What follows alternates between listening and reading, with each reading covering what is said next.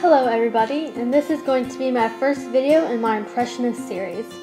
The painting we are going to be looking at today is Woman at the Garden, painted by Pierre-Auguste Renoir. It's in a private collection now, but was painted in 1873 in the Impressionist style.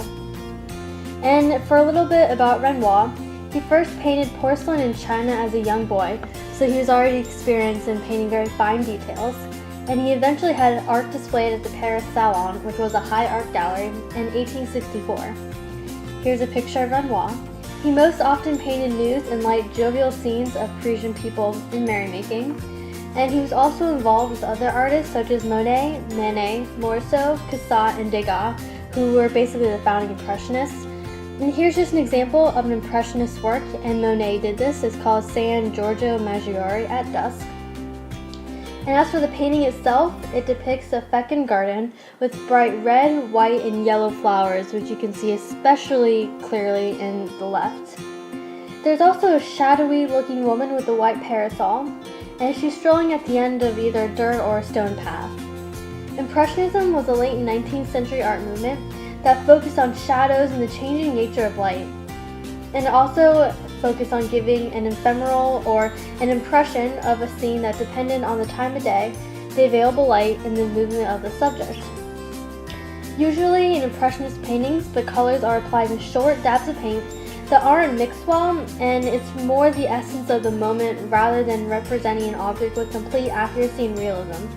And as for the colors, your mind does the mixing of them for you, so what you see on the painting translates a little bit differently to what your mind actually registers. The paint is also chunky and it's thick on the canvas. Characteristic of Renoir is that he paints a happy and rather calm scene that isn't dark or thought-provoking, and basically it's just lovely to look at, and it gives you the impression of a warm summer's day. As for the composition, the white parasol draws your eye to the center of the canvas because it's surrounded by dark trees and a dark circle of vegetation behind the woman.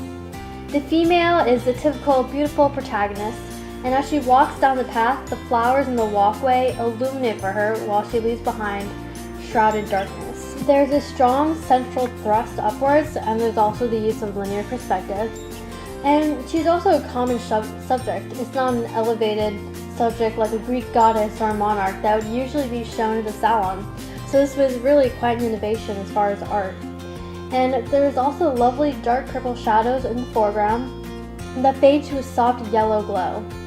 And overall, the painting is very solitary and peaceful. Yet I also think the woman is slightly intriguing. Her face is hidden from us, and so that introduces an element of mystery to an otherwise idyllic scene. And overall, I just really love this painting, and Renoir's one of my favorite artists. And here's just a couple more examples of the paintings that Renoir did. The one shown here is two sisters sitting on a terrace, and the other one is Les Moulins de la Galette, which is currently hanging in my room right now, and Renoir painted in 1876. So I hope you enjoyed this video, and watch out for the next one. Thank you.